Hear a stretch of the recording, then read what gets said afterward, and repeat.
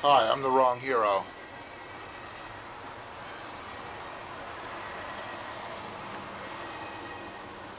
And I'd like to talk a little bit about my roommate.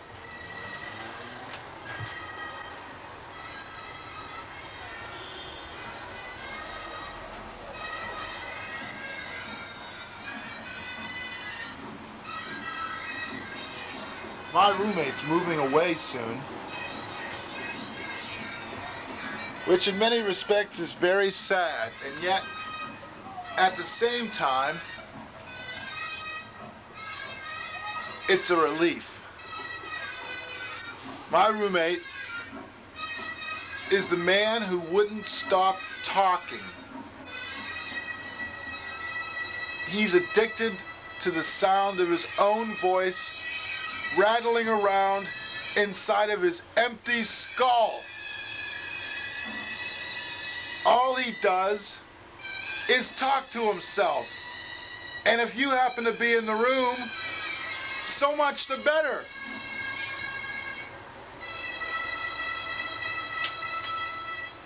Now, I've had some crazy roommates in the past. Let's see, there was the little farm girl from Maine who started screaming at the oven because she couldn't find a can opener at 6 in the morning. Then there was the crazy guy whose mother was very high up in the United States government.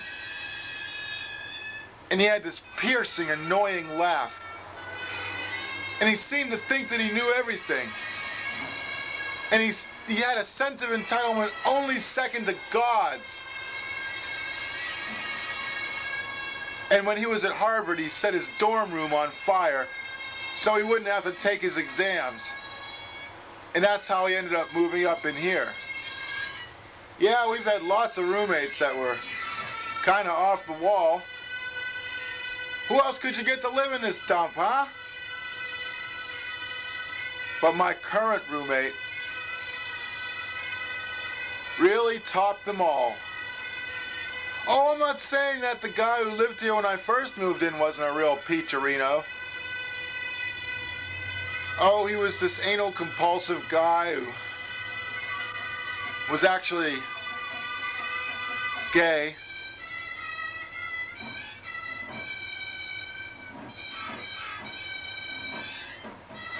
And he worked for this bill collecting firm. And eventually, the other three of us drove him out. And that's when we got the government guy. Oh, there's a whole litany of complaints that I have about the people who've lived here. But the guy who's moving out now, I'll tell you, where can I start?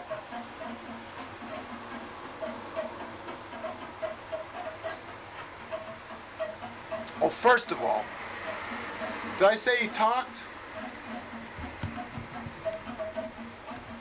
Well, it wouldn't be so bad if he talked out of some psychic need to be listened to. That you could understand. At least then, you wouldn't have to respond. But no.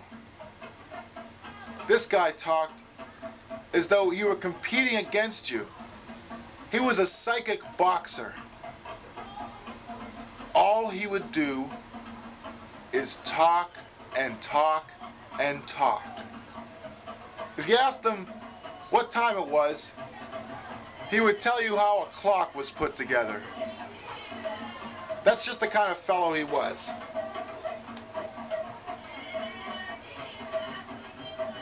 He talked as though he were Muhammad and you were his humble disciple. He talked as though he knew everybody important in the entire world. He talked as though he knew all the answers to everything. He talked as though he were an anteater and you were the ant.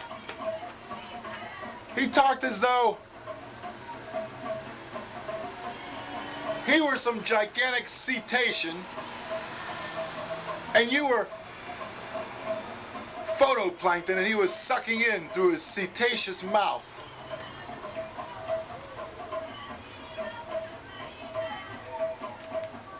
And it wasn't though he wanted to talk about anything that you wanted to talk about.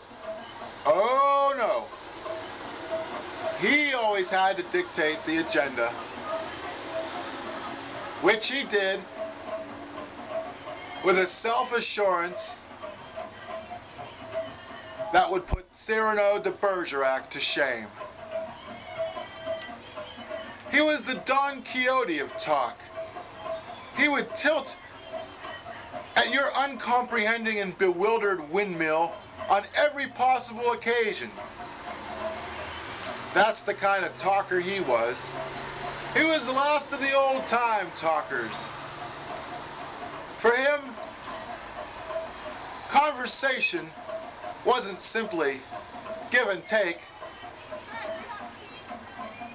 It was verbal pyrotechnics at which only he was permitted to excel. Yeah, he had the solutions to all problems except his own. Now, tell me, how can you possibly put up with a person like that for more than 5 minutes at a stretch? But he talked as long as I'm going to talk to you. Just to give you an idea of how wearing this type of talking can be. Have you ever known a fellow like this? Smug, self-assured, so in tune with himself and so out of tune with everybody else that the music of the spheres was converted into utter discord every time he opened his mouth.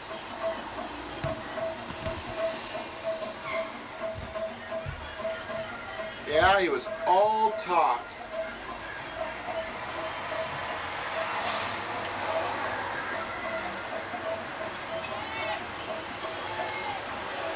And it wasn't so bad that he liked to talk, or lecture, if you will, or engage in monologues with you,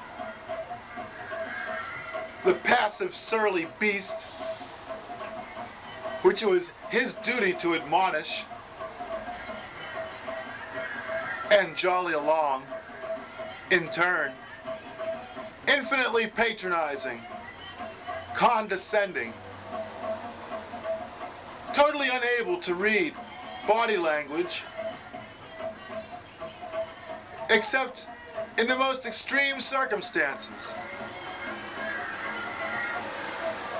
Now, it wouldn't be so bad if his friends were in some way different from him, but they weren't. Oh, they didn't talk as much as he did. But with their condescending smirks, they pretty much delivered the same message. I'm great.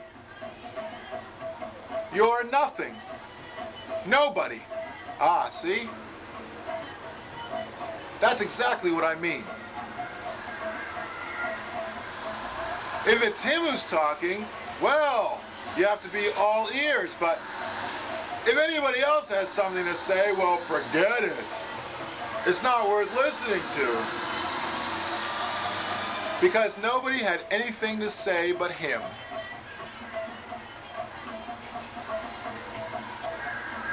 Oh, he'd throw in a dirty joke every now and then just to liven up the pace.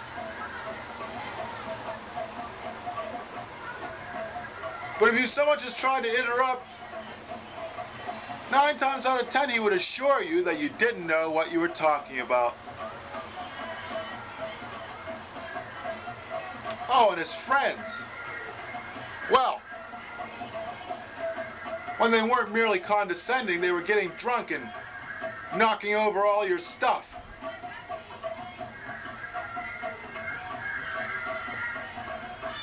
It was was like living in a zoo in which you were the only animal in a cage. And all the other animals, from the long-necked giraffe who looked down on everything, to the burly elephant who trampled over all in its path, to the smirking hyena, to the clever, digitally oriented monkey, all the animals were outside the cage, looking in at you. Hi, let me remind you, I'm the wrong hero. Oh, what's this we have here? Yep, there he is again. See what I mean? Now, it was okay for him to talk and talk and talk, but he never listened to you. And indeed, why should he? He knew all there was to know. Oh, occasionally he would ask your advice, under pretext that there was actually something that he didn't know.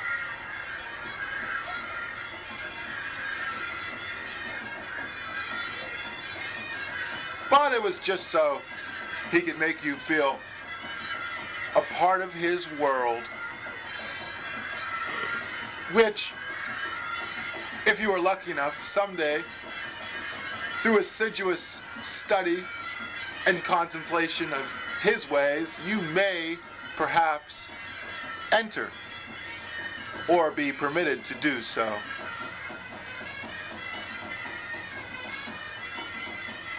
Well,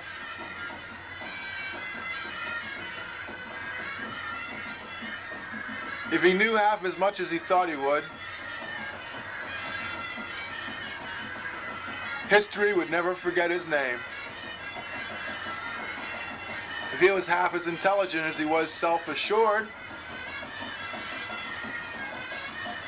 he would probably be in a league with Marilyn Vos Savant.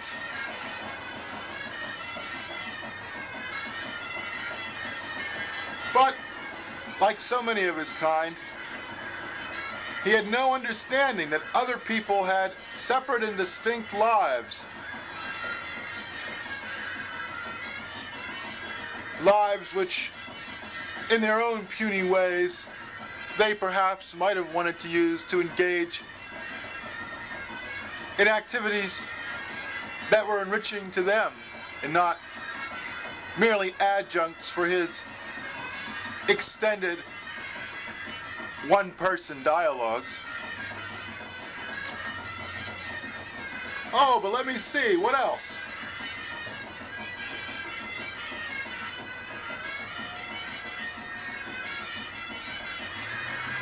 Well, he had this sort of relentless optimism, which, in fact, was a deep-dyed pessimism, although perhaps he didn't realize it.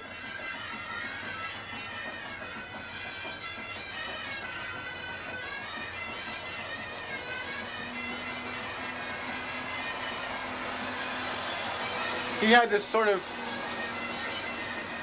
dyed-in-the-wool didacticism, which was as painfully irritating as it was profoundly disturbing, revealing as it did a profound disattachment to everything other than himself.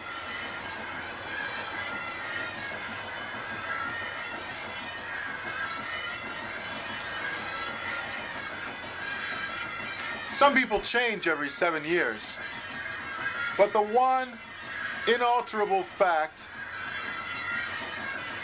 as inalterable as fixity itself, was that he never changed.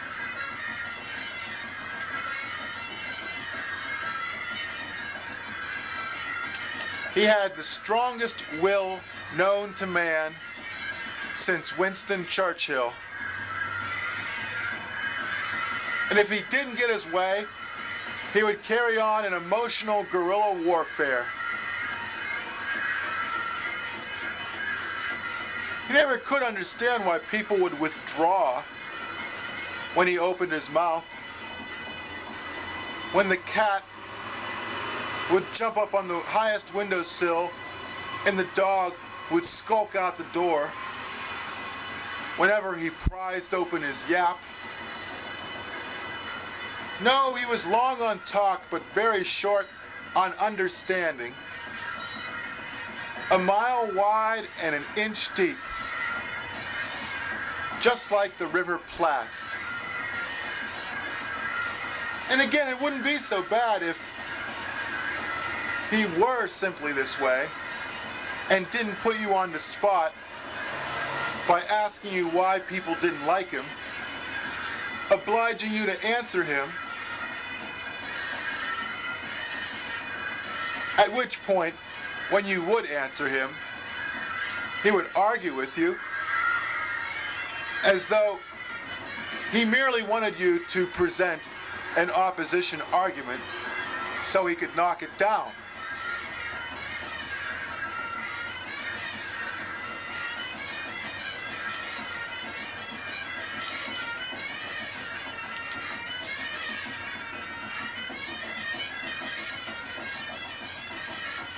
Well, you know what they say. If you're talking, you ain't learning. I believe Calvin Coolidge expressed it best. You don't have to take back anything you never said, was that sage man's advice.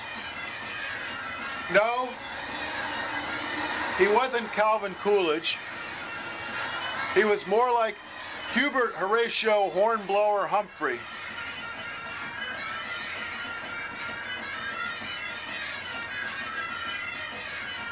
He was like the alcoholic in the joke who, on a dare, drank the contents of a spittoon, and when asked why he drank the entire thing, said,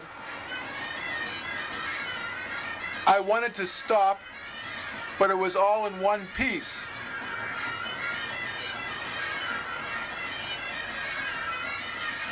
To him, cutting off his conversation in midstream to listen to somebody else's input was like being woken from a very pleasant dream,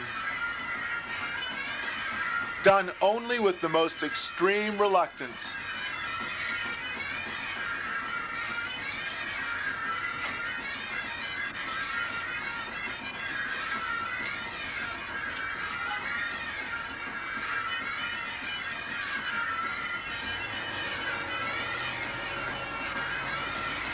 Well, there's gonna be some changes made.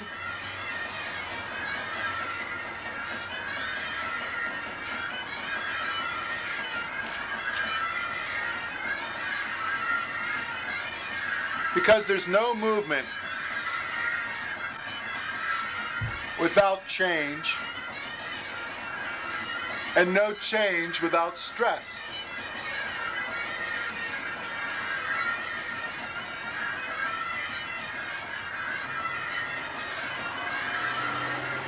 Yes, he was the epitome of Mr. Know-All.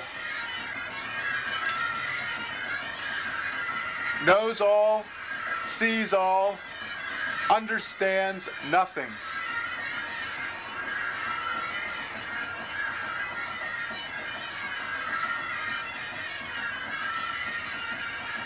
A walking travelogue of his own life and works.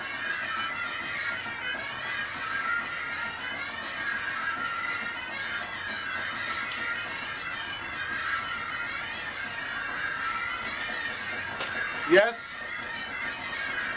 it has been most truly said by a man who refers to himself as H.B. Galat that knowing is the antithesis of learning. And in that way, we were most antithetical.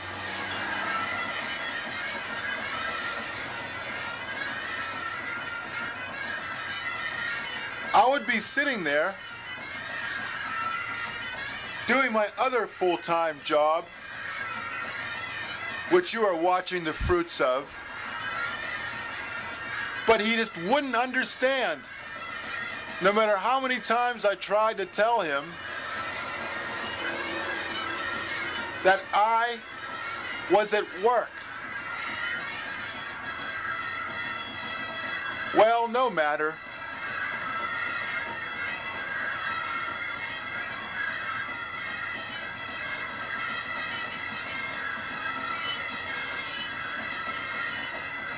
For such a kind man, he was a verbal bully.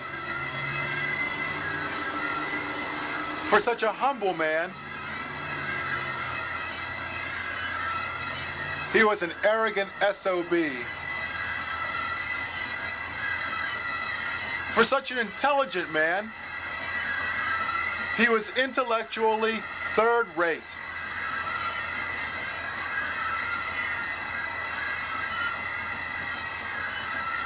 This is a man who makes H. Ross Perot look like Shrinking Violet. This is a man who makes J.P. Morgan look like Mahatma Gandhi.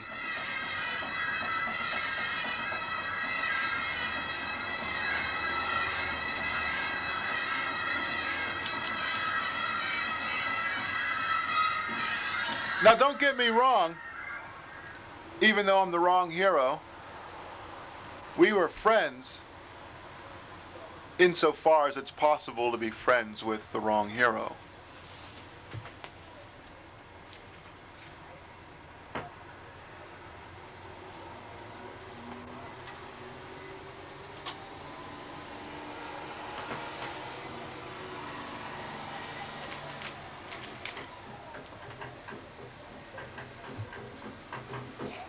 But now let me get this straight.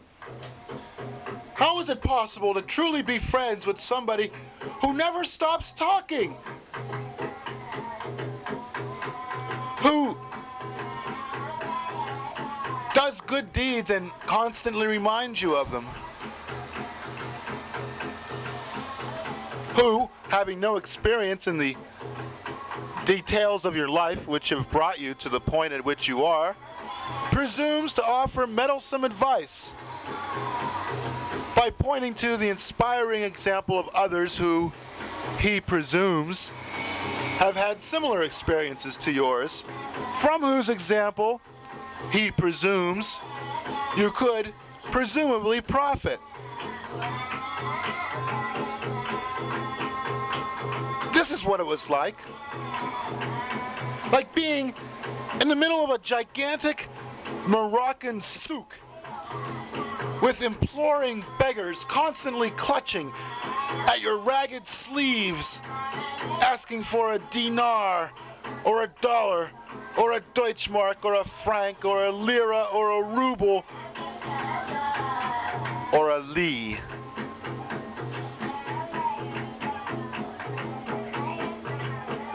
He was an intellectual compost heap, a rubbish bucket of intellect in which the pieces were indiscriminately strewn. And yet, to his mind, his was a monument to great thinkers everywhere.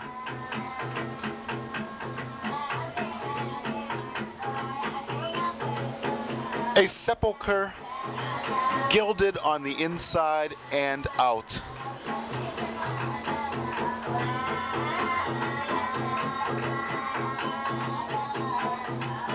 Even the smallest visual cue would touch him off onto an extended, rambling monologue.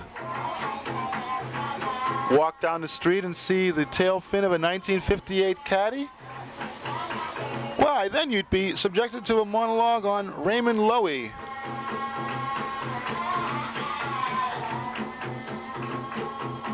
He had all the fashionable opinions. He fit into any world in which he found himself as neatly as a hand in a kid glove.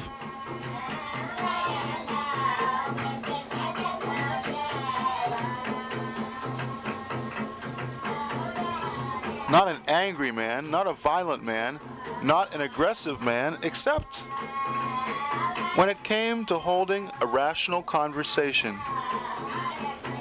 It has been said that 98% of all conversation is essentially meaningless, but the 2% which was not was probably due entirely to his example.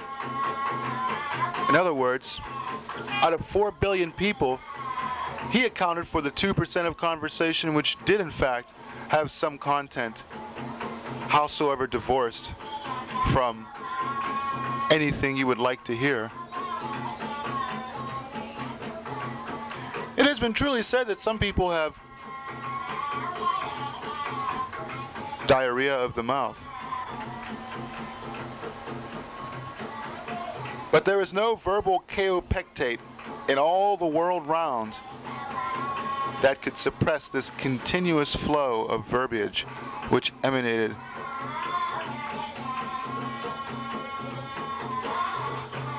from his orifice.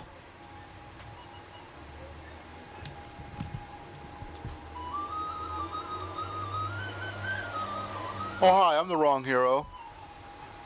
Mighty glad I was able to get all that off my chest. Right now you're probably thinking that I'm a pretty tedious and effusive fellow myself. Well, it's okay. This has done wonders for me. For once, I actually got to talk without being interrupted even once, for which I am most heartily grateful.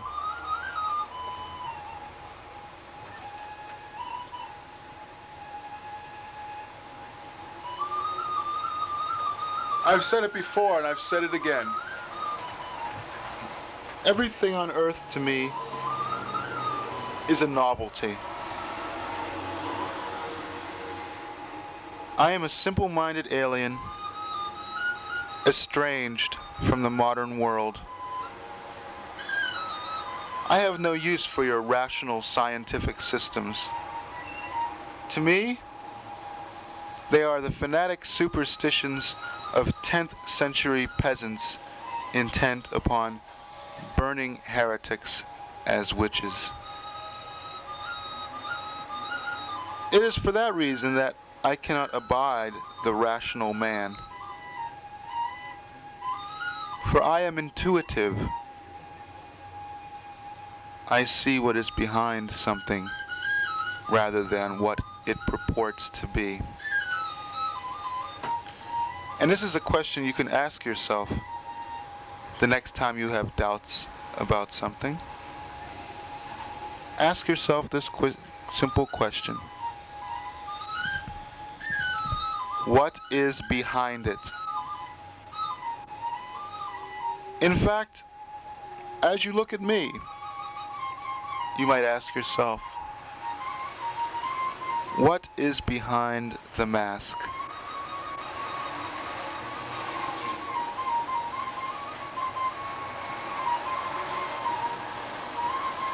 I fear I cannot enlighten you at this time, but someday soon, I may reveal to you more than you're willing to know.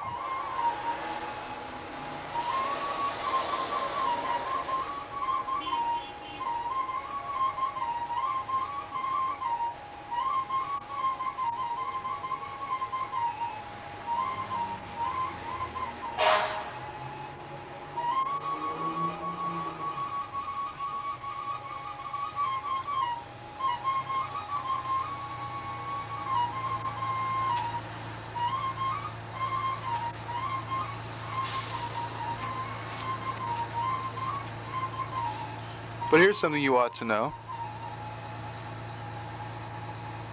When people say you're dynamic, they usually mean that you're hyper.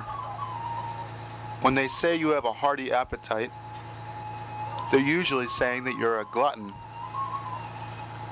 When they say that a woman is doll-like, they usually mean she's shrimpy.